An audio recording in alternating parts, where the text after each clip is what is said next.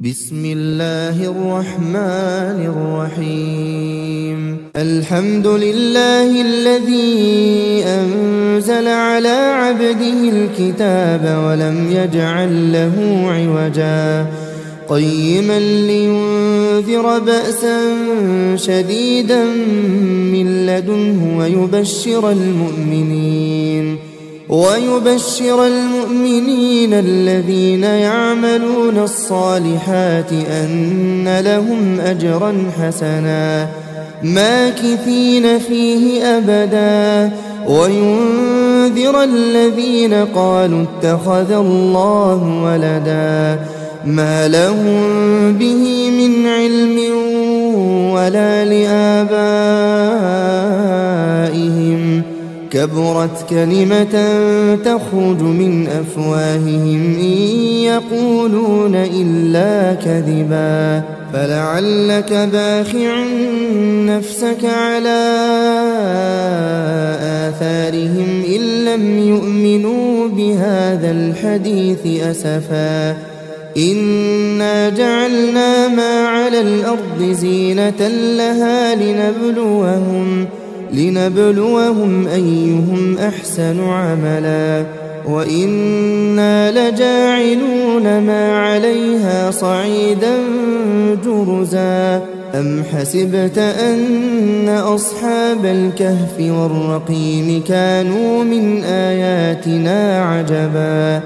إذ أوى الفتية إلى الكهف فقالوا ربنا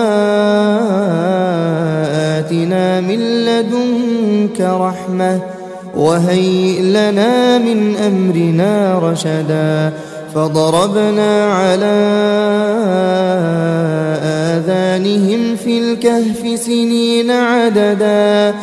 ثم بعثناهم لنعلم أي الحزبين أحصى لما لبثوا أمدا نحن نقص عليك نبأهم بالحق إنهم فتية آمنوا بربهم وزدناهم هدى وربطنا على قلوبهم إذ قاموا فقالوا ربنا رب السماوات والأرض لن ندعو من دونه إلها لقد قلنا إذا شططا هؤلاء قوم اتخذوا من دونه آلهة لولا يأتون عليهم بسلطان بين فمن أظلم ممن افترى على الله كذبا وإذ اعتزلتموهم وما يعبدون إلا الله فأووا إلى الكهف ينشر لكم ربكم من رحمته ويهيئ لكم من أمركم مرفقا وترى الشمس إذا طلعت تزاور عن كهفهم ذات اليمين وإذا غربت تقرضهم ذات الشمال وهم في فجوة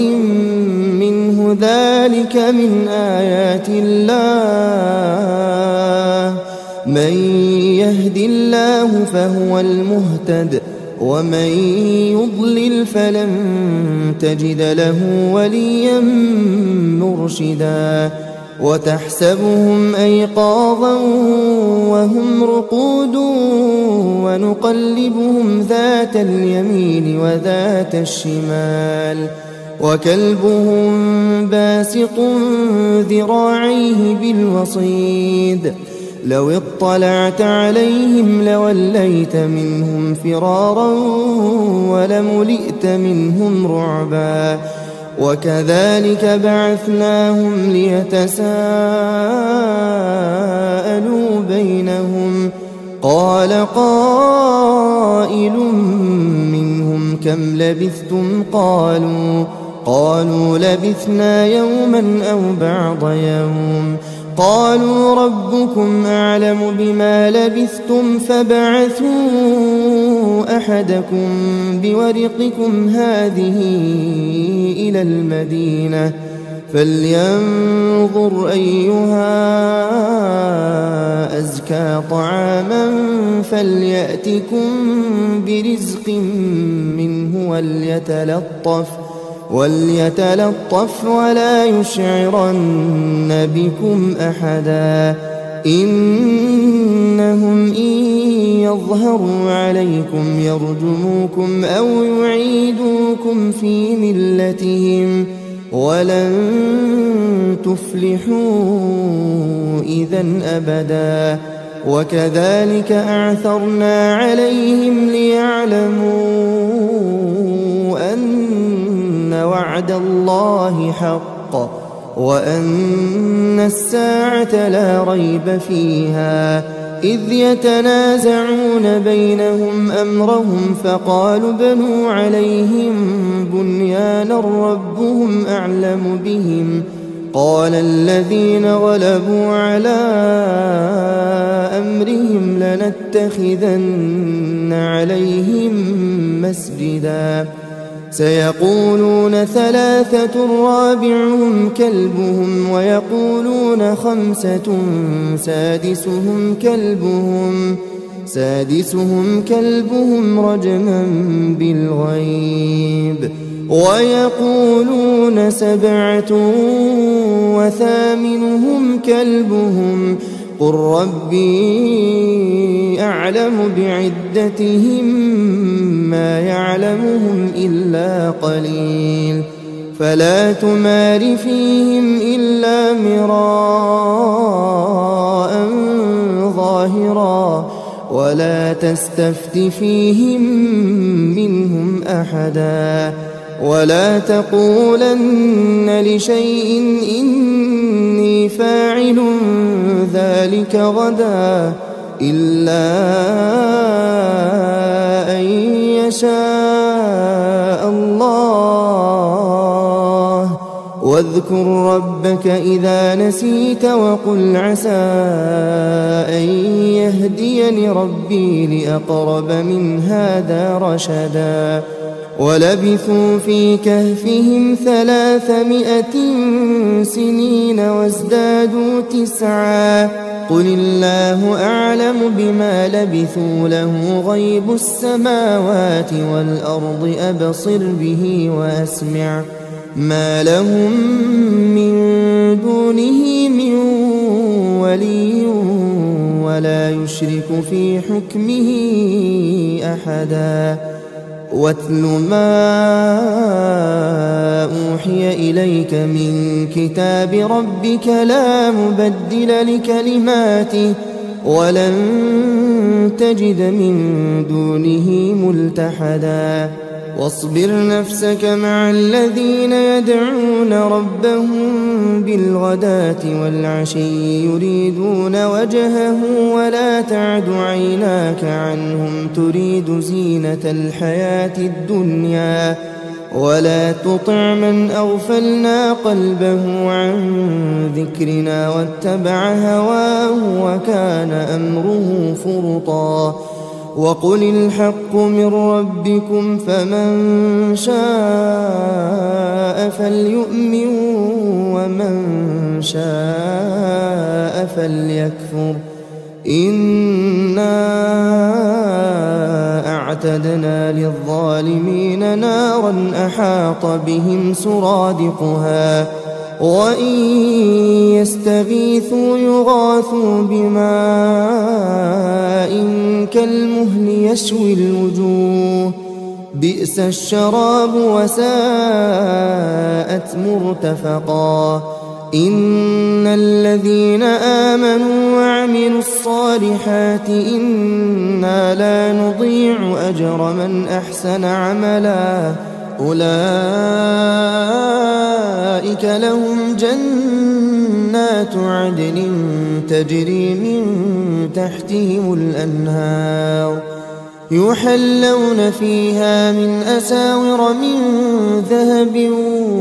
ويلبسون ثيابا خضرا من سندس واستبرق متكئين فيها على الأرائك نعم الثواب وحسنت مرتفقا واضرب لهم مثلا الرجلين جعلنا لأحدهما جنتين من أعناب وحففناهما بنخل وجعلنا بينهما زرعا كلتا الجنتين آتت أكلها ولم تظلم منه شيئا وفجرنا خلالهما نهرا وكان له ثمر فقال لصاحبه وهو يحاوره أنا أكثر منك مالا وأعز نفرا ودخل جنته وهو ظالم لنفسه قال ما أظن أن تبيد هذه أبدا وما أظن الساعة قائمة ولئن رددت إلى ربي لأجدن خيرا منها منقلبا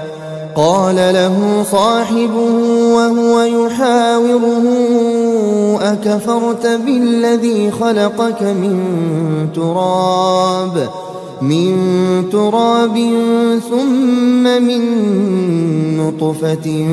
ثم سواك رجلا لكن هو الله ربي ولا أشرك بربي أحدا ولولا إذ دخلت جنتك قلت ما شاء الله لا قوة إلا بالله إن ترني أنا أقل منك مالا وولدا فعسى ربي أن يؤتيني خيرا من جنتك ويرسل عليها حسبانا من السماء فتصبح صعيدا زلقا أو يصبح ماؤها غورا فلن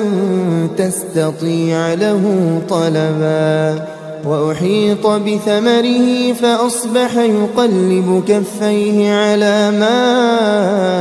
أنفق فيها وهي خاوية على عروشها ويقول يا ليتني لم أشرك بربي أحدا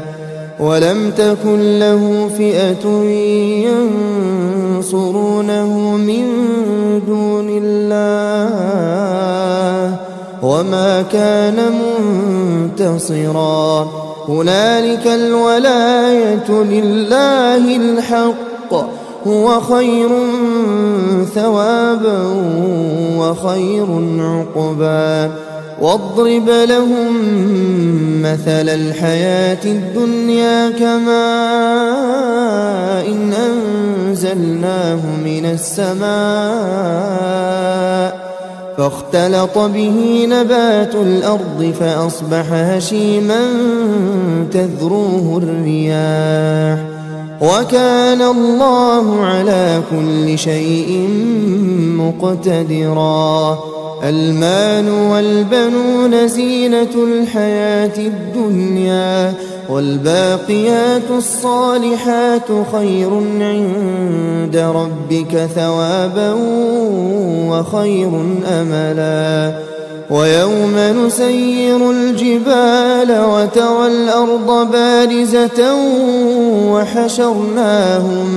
وحشرناهم فلم نغادر منهم أحدا وعرضوا على ربك صفا لقد جئتمونا كما خلقناكم أول مرة بل زعمتم أن لن نجعل لكم موعدا ووضع الكتاب فترى المجرمين مشفقين مما فيه ويقولون يا ويلتنا ما لهذا الكتاب لا يغادر صغيرة ولا كبيرة إلا أحصاها ووجدوا ما عملوا حاضرا ولا يظلم ربك أحدا وإذ قلنا للملائكة اسجدوا لآدم فسجدوا إلا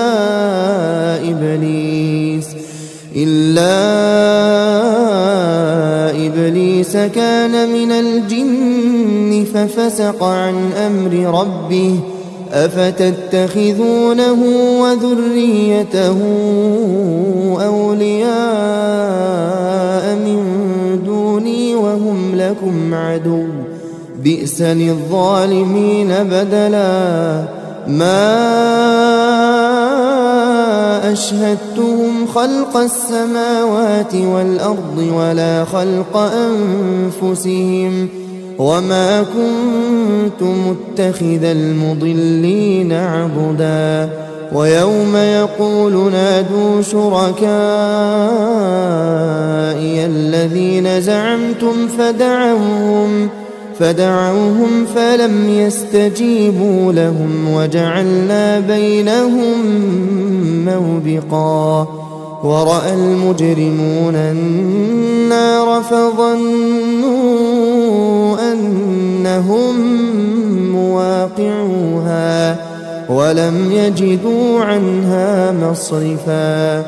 ولقد صرفنا في هذا القرآن للناس من كل مثل وكان الإنسان أكثر شيء جدلا وما منع الناس أن يؤمنوا إذ جاءهم الهدى ويستغفروا ربهم إلا أن تأتيهم سنة الأولين أو يأتيهم العذاب قبلا وما نرسل المرسلين إلا مبشرين ومنذرين ويجادل الذين كفروا بالباطل ليدحضوا به الحق واتخذوا آياتي وما أنذروا هزوا ومن أظلم ممن ذكر بآيات ربه فأعرض عنها ونسي ما قدمت يداه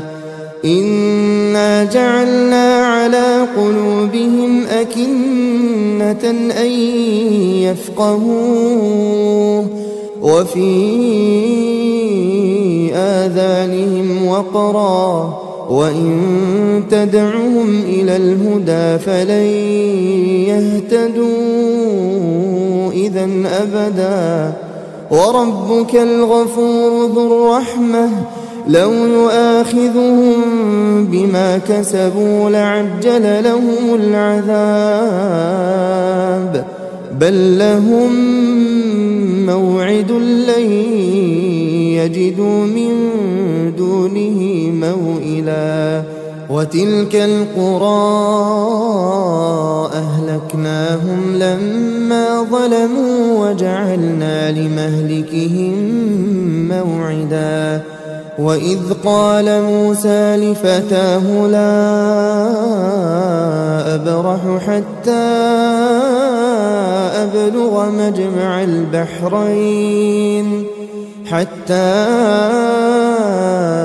أبلغ مجمع البحرين أو أمضي حقبا فلما بلغا مجمع بينهما نسيا حوتهما فاتخذ سبيله في البحر سربا فلما جاوزا قال لفتاه آتنا غداءنا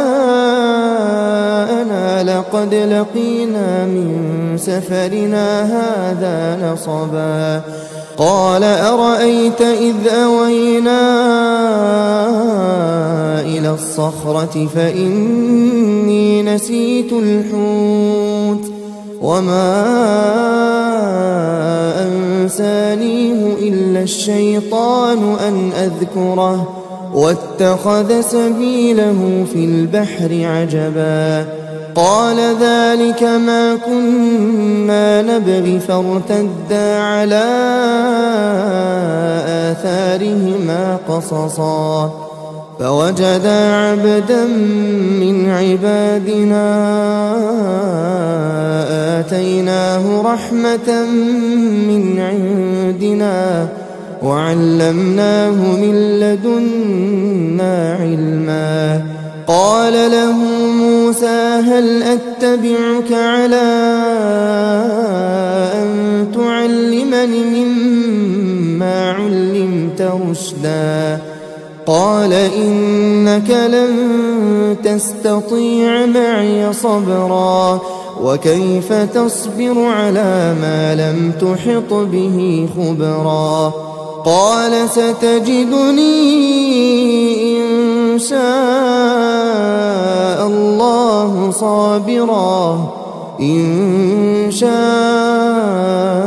الله صابرا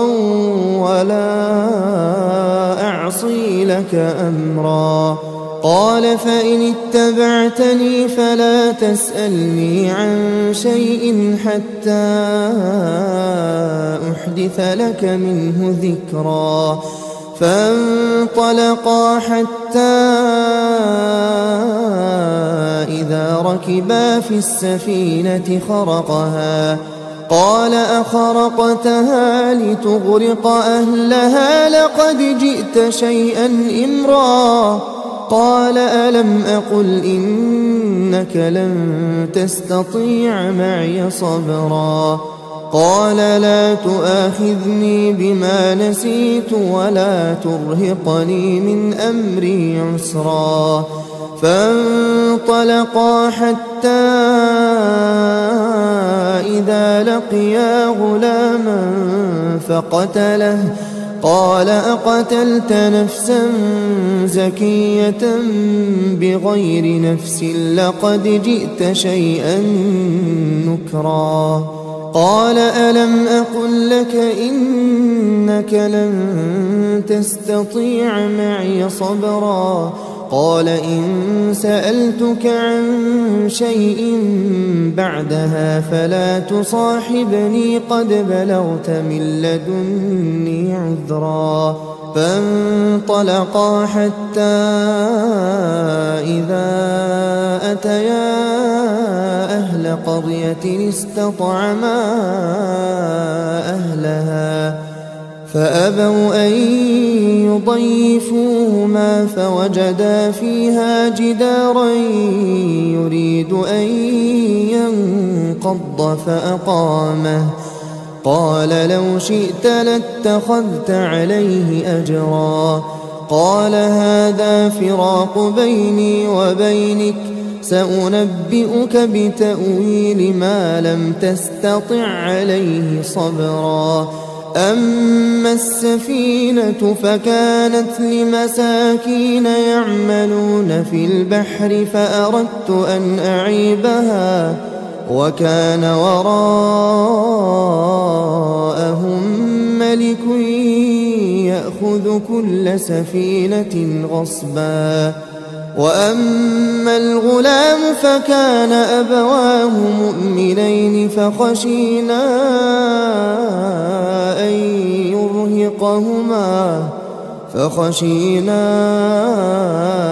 أن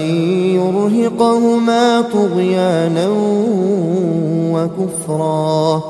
فأردنا أن يبدلهما ربهما خيرا منه زكاة وأقرب رحما وأما الجدار فكان لغلامين يتيمين في المدينة وكان تحته كنز لهما وكان أبوهما صالحا فأراد ربك أن يبلغا أشدهما ويستخرجا كنزهما رحمة من ربك وما فعلته عن أمري ذلك تأويل ما لم تسطع عليه صبرا ويسألونك عن ذي القرنين قل سأتلو عليكم منه ذكرا إنا مكنا له في الأرض وآتيناه من كل شيء سببا فأتبع سببا حتى إذا بلغ مغرب الشمس وجدها تغرب في عين حمئة ووجد عندها قوما قلنا يا ذا القرنين إما أن تعذب وإما أن تتخذ فيهم حسنا قال أما من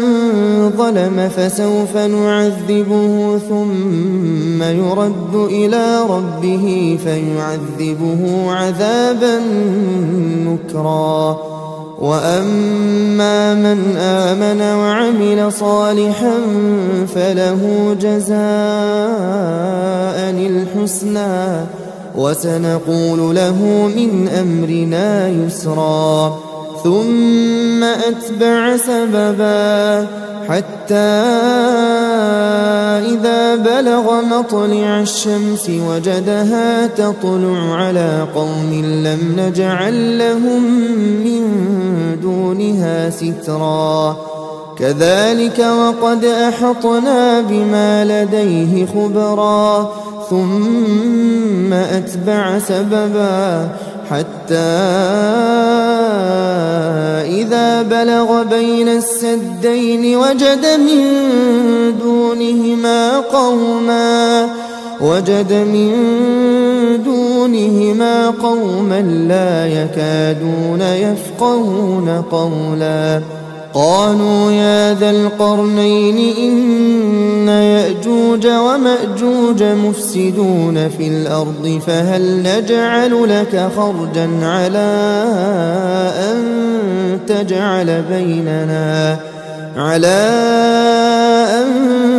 تجعل بيننا وبينهم سدا قال ما مكني فيه ربي خير فأعينوني بقوة أجعل بينكم وبينهم ردما آتوني زبر الحديد حتى إذا ساوى بين الصدفين قال انفخوا حتى إذا جعله نارا قال آتوني أفرغ عليه قطرا فما استطاعوا أن يظهروه وما استطاعوا له نقبا قال هذا رحمة من ربي فإذا جاء وعد ربي جعله دكاء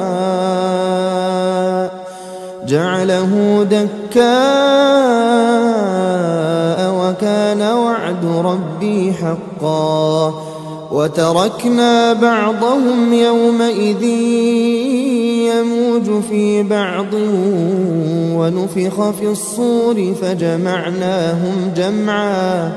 وعرضنا جهنم يومئذ للكافرين عرضا الذين كانت أعينهم في غطاء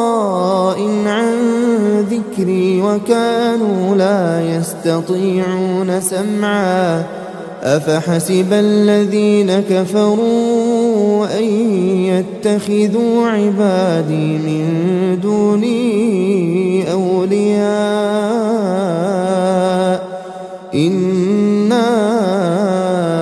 أعتدنا جهنم للكافرين نزلا قل هل ننبئكم بالأخسرين أعمالا الذين ضل سعيهم في الحياة الدنيا وهم يحسبون أنهم يحسنون صنعا أولئك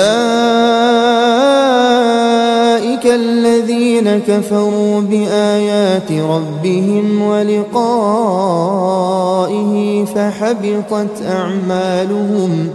فحبطت أعمالهم فلا نقيم لهم يوم القيامة وزنا ذلك جزاؤهم جهنم بما كفروا واتخذوا آياتي ورسلي هزوا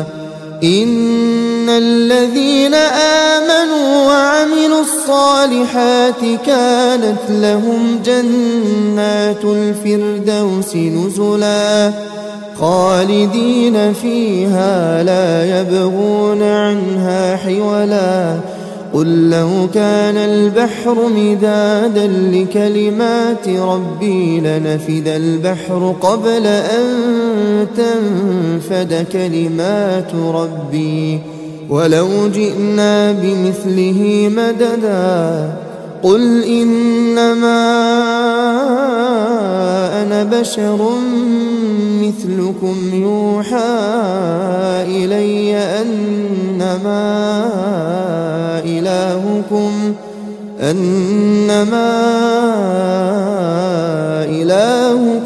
إله واحد فمن كان يرجو لقاء ربه فليعمل عملا صالحا ولا يشرك بعبادة ربه أحدا بسم الله الرحمن الرحيم الحمد لله الذي أنزل على عبده الكتاب ولم يجعل له عوجا قيما لينذر بأسا شديدا من لدنه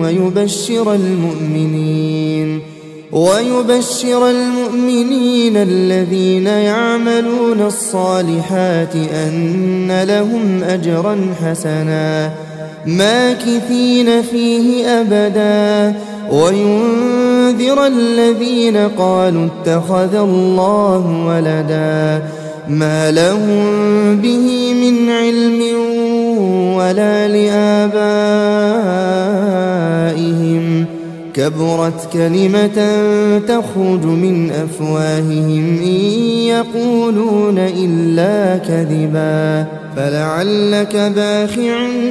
نفسك على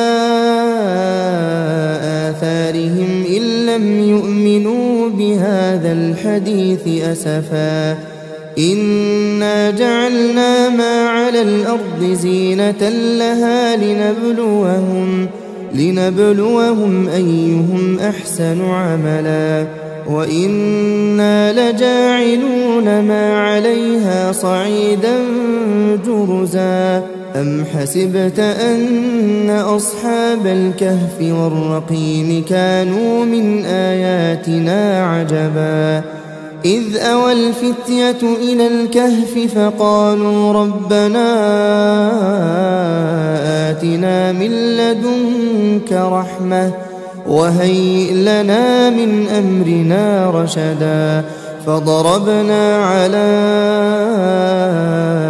آذانهم في الكهف سنين عددا ثم بعثناهم لنعلم أي الحزبين أحصى لما لبثوا أمدا نحن نقص عليك نبأهم بالحق إنهم فتية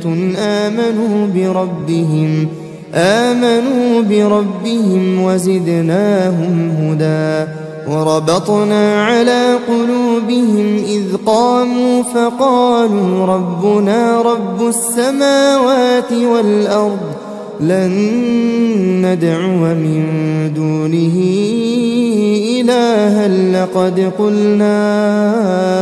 إذا شططا هؤلاء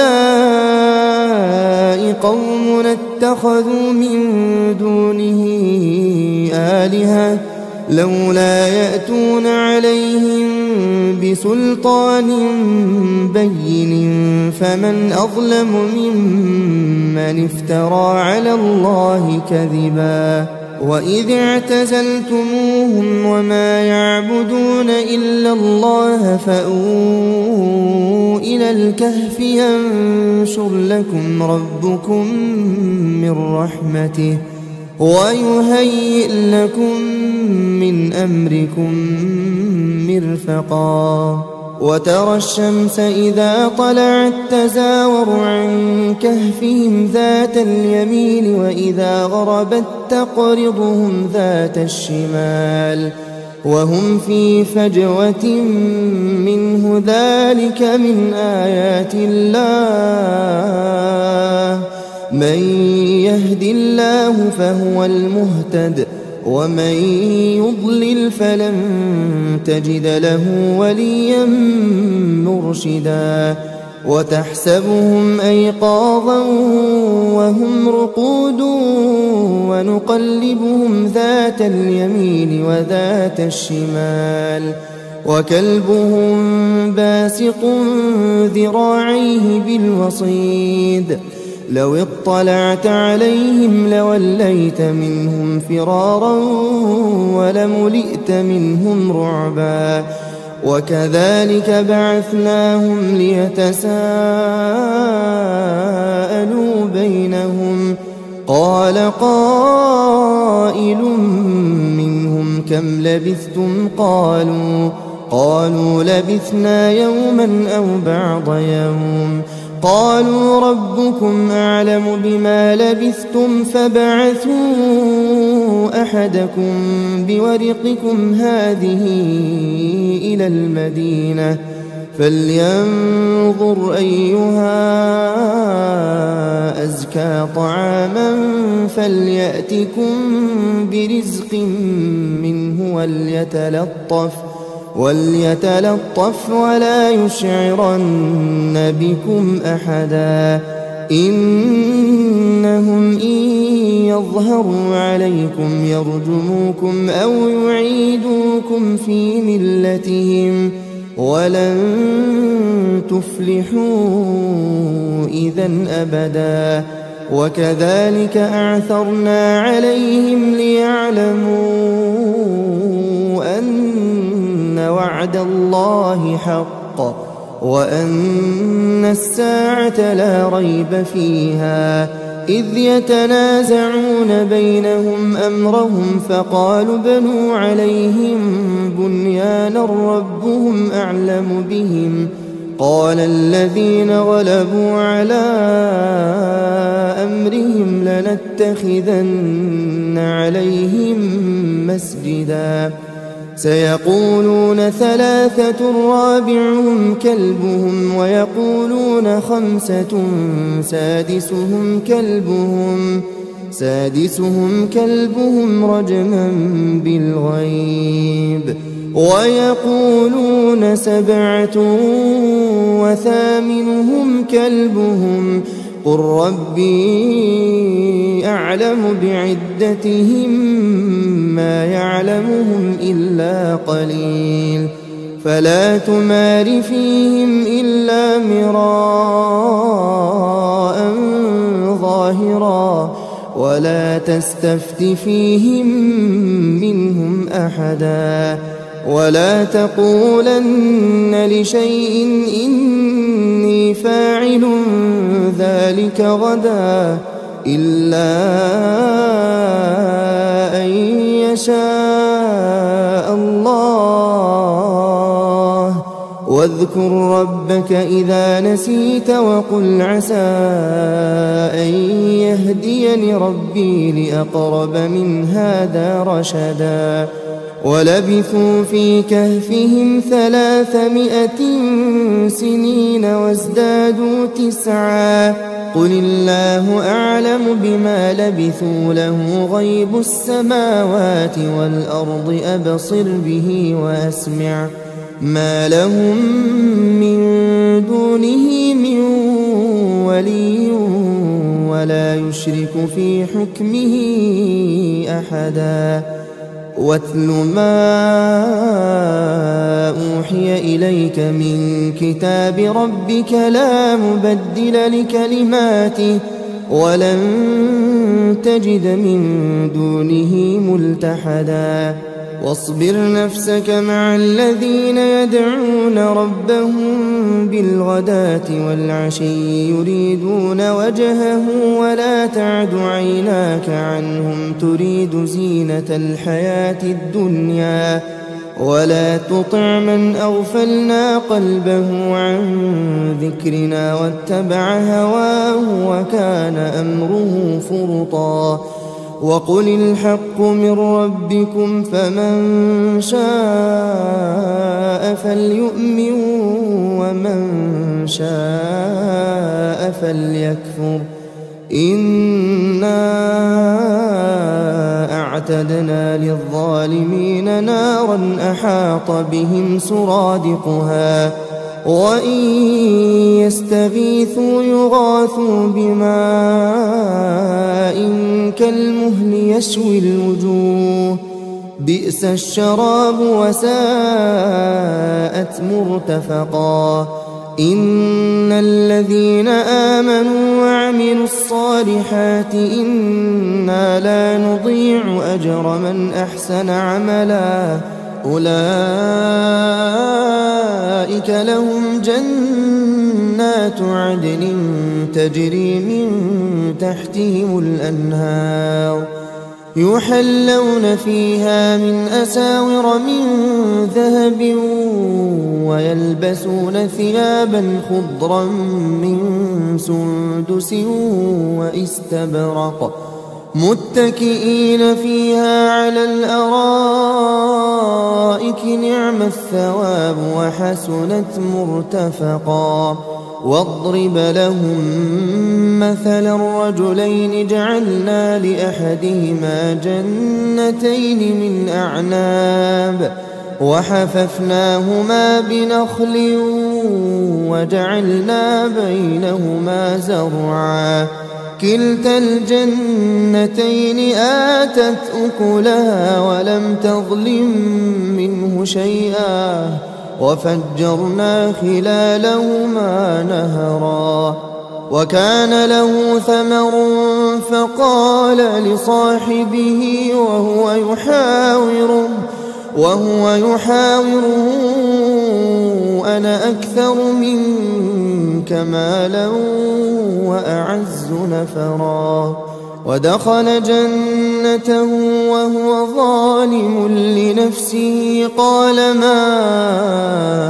أظن أن تبيد هذه أبدا وما أظن الساعة قائمة ولئن رددت إلى ربي لأجدن خيرا منها منقلبا. قال له صاحبه وهو يحاوره أكفرت بالذي خلقك من تراب ثم من نطفة ثم سواك رجلا لكن هو الله ربي ولا أشرك بربي أحدا. ولولا إذ دخلت جنتك قلت ما شاء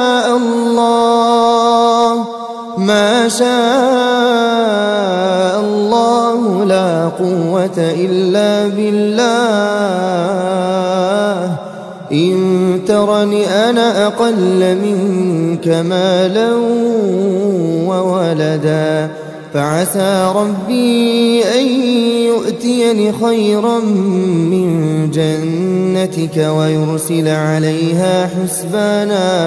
ويرسل عليها حسبانا من السماء فتصبح صعيدا زلقا أو يصبح ماؤها غورا فلن تستطيع له طلبا وأحيط بثمره فأصبح يقلب كفيه على ما أنفق فيها وهي خاوية على عروشها ويقول يا ليتني لم أشرك بربي أحدا ولم تكن له فئة ينصرونه من دون الله وما كان منتصرا هنالك الولاية لله الحق هو خير ثوابا وخير عقبا واضرب لهم مثل الحياة الدنيا كماء إن أنزلناه من السماء فاختلط به نبات الأرض فأصبح هشيما تذروه الرياح وكان الله على كل شيء مقتدرا المال والبنون زينة الحياة الدنيا والباقيات الصالحات خير عند ربك ثوابا وخير أملا ويوم نسير الجبال وترى الأرض بارزة وحشرناهم فلم نغادر منهم أحدا وعرضوا على ربك صفا لقد جئتمونا كما خلقناكم أول مرة بل زعمتم أن لن نجعل لكم موعدا ووضع الكتاب فترى المجرمين مشفقين مما فيه ويقولون يا ويلتنا ما لهذا الكتاب لا يغادر صغيرة ولا كبيرة إلا أحصاها ووجدوا ما عملوا حاضرا ولا يظلم ربك أحدا وإذ قلنا للملائكة اسجدوا لآدم فسجدوا إلا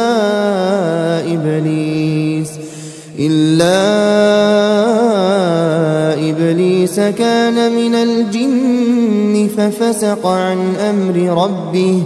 أفتتخذونه وذريته أولياء من دوني وهم لكم عدو بئس للظالمين بدلا ما أشهدتهم خلق السماوات والأرض ولا خلق أنفسهم وما كنت متخذ المضلين عضدا ويوم يقول نادوا شركائي الذين زعمتم فدعوهم فلم يستجيبوا لهم وجعلنا بينهم موبقا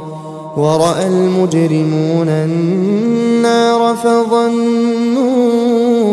أنهم مواقعوها ولم يجدوا عنها مصرفا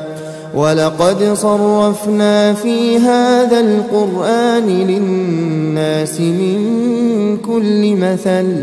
وكان الإنسان أكثر شيء جدلا وما منع الناس أن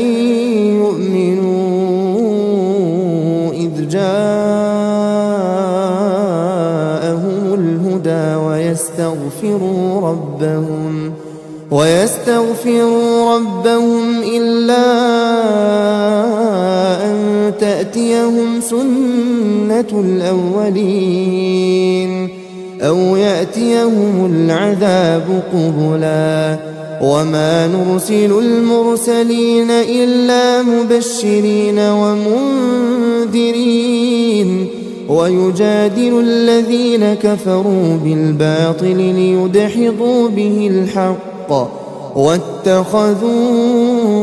آياتي وما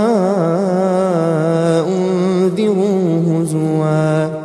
ومن أظلم ممن ذكر بآيات ربه فأعرض عنها ونسي ما قدمت يداه إنا جعلنا على قلوبهم أكنة أن يفقهوه وفي آذانهم وقرا وإن تدعهم إلى الهدى فلن يهتدوا إذا أبدا وربك الغفور ذو الرحمة لو يؤاخذهم بما كسبوا لعجل لهم العذاب بل لهم موعد لن يجدوا من دونه موئلا وتلك القرى أهلكناهم لما ظلموا وجعلنا لمهلكهم موعدا وإذ قال موسى لفتاه لا أبرح حتى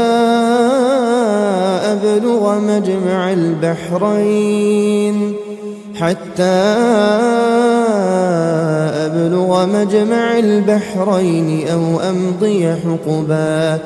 فلما بلغا مجمع بينهما نسيا حوتهما فاتخذ سبيله في البحر سربا فلما جاوزا قال لفتاه آتنا غداءنا لقد لقينا من سفرنا هذا نصبا قال أرأيت إذ أوينا إلى الصخرة فإني نسيت الحوت وما أنسانيه إلا الشيطان أن أذكره واتخذ سبيله في البحر عجبا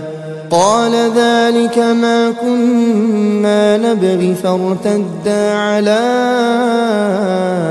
آثارهما قصصا فوجدا عبدا من عبادنا آتيناه رحمة من عندنا وعلمناه من لدنا علما قال له موسى هل أتبعك على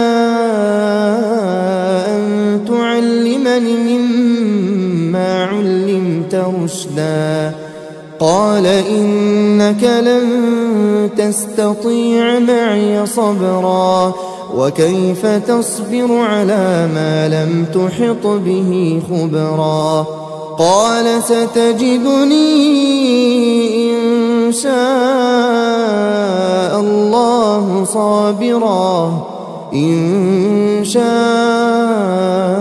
الله صابرا ولا أعصي لك أمرا قال فإن اتبعتني فلا تسألني عن شيء حتى أحدث لك منه ذكرا فانطلقا حتى إذا ركبا في السفينة خرقها قال أخرقتها لتغرق أهلها لقد جئت شيئا إمرا قال ألم أقل إنك لن تستطيع معي صبرا قال لا تؤاخذني بما نسيت ولا ترهقني من أمري عسرا فانطلقا حتى إذا لقيا غلاما فقتله قال أقتلت نفسا زكية بغير نفس لقد جئت شيئا نكرا قال ألم أقل لك إنك لن تستطيع معي صبرا قال إن سألتك عن شيء بعدها فلا تصاحبني قد بلغت من لدني عذرا فانطلقا حتى إذا أتيا أهل قرية استطعما أهلها فأبوا أن يضيفوهما فوجدا فيها جدارا يريد أن ينقض فأقامه قال لو شئت لاتخذت عليه أجرا قال هذا فراق بيني وبينك سأنبئك بتأويل ما لم تستطع عليه صبرا أما السفينة فكانت لمساكين يعملون في البحر فأردت أن أعيبها وكان وراءهم ملك يأخذ كل سفينة غصبا وأما الغلام فكان أبواه مؤمنين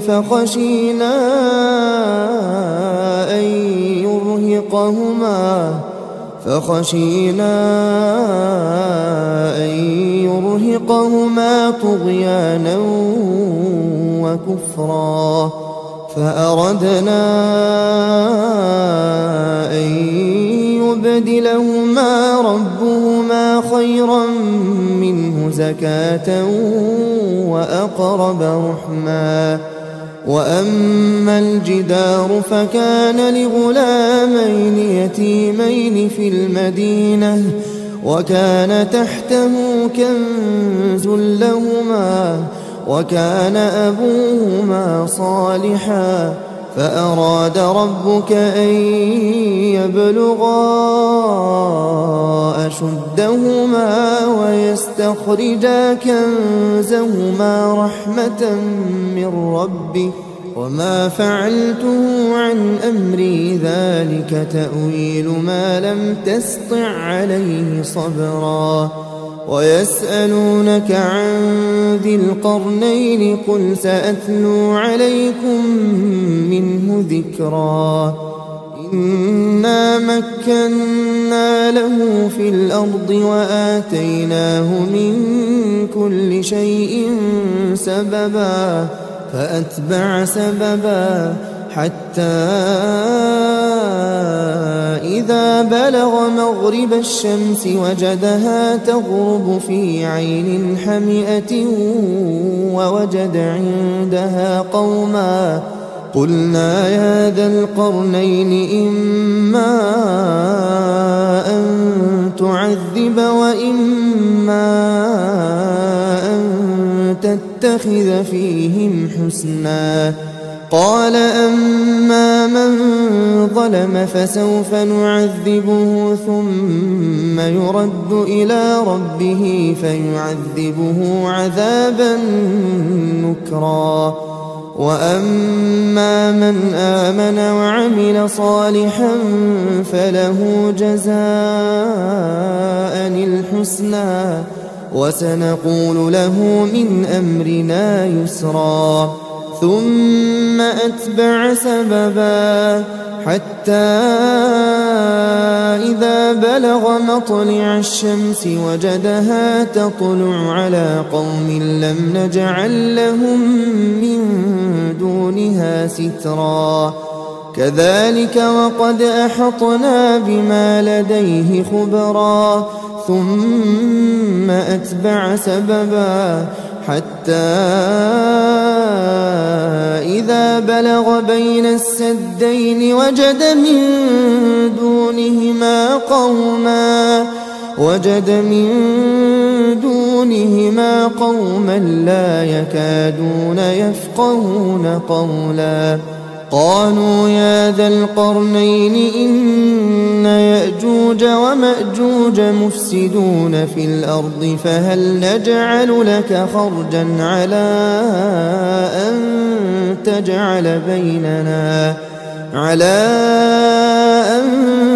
تجعل بيننا وبينهم سدا قال ما مكني فيه ربي خير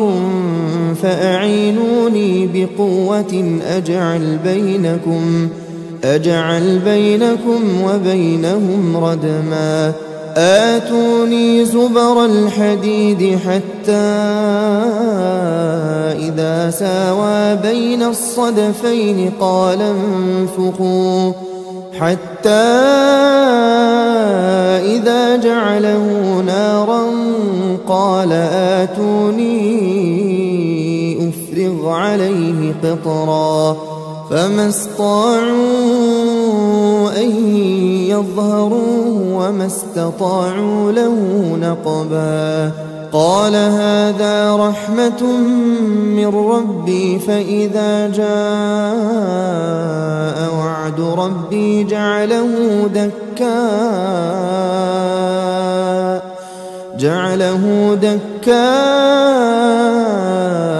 وكان وعد ربي حقا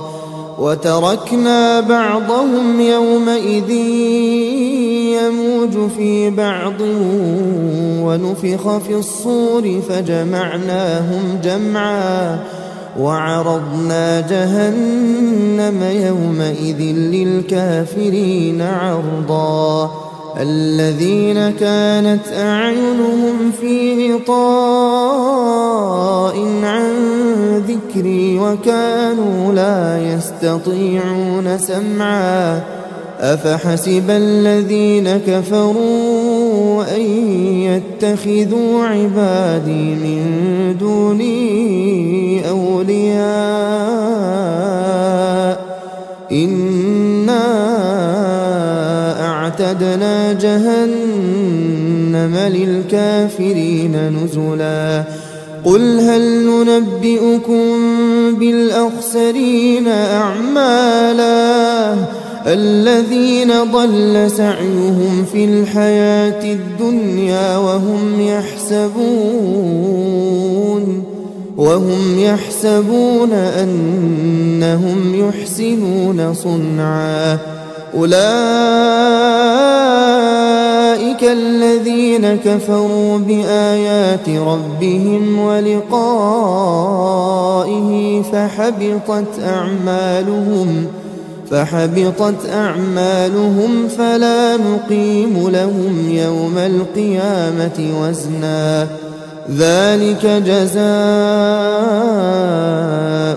جهنم بما كفروا واتخذوا آياتي ورسلي هزوا إن الذين آمنوا وعملوا الصالحات كانت لهم جنات الفردوس نزلا خالدين فيها لا يبغون عنها حولا قل لو كان البحر مدادا لكلمات ربي لنفد البحر قبل أن تنفد كلمات ربي ولو جئنا بمثله مددا قل إنما أنا بشر مثلكم يوحى إلي أنما إلهكم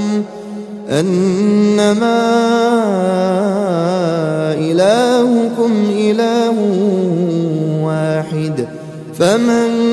كان يرجو لقاء ربه فليعمل عملا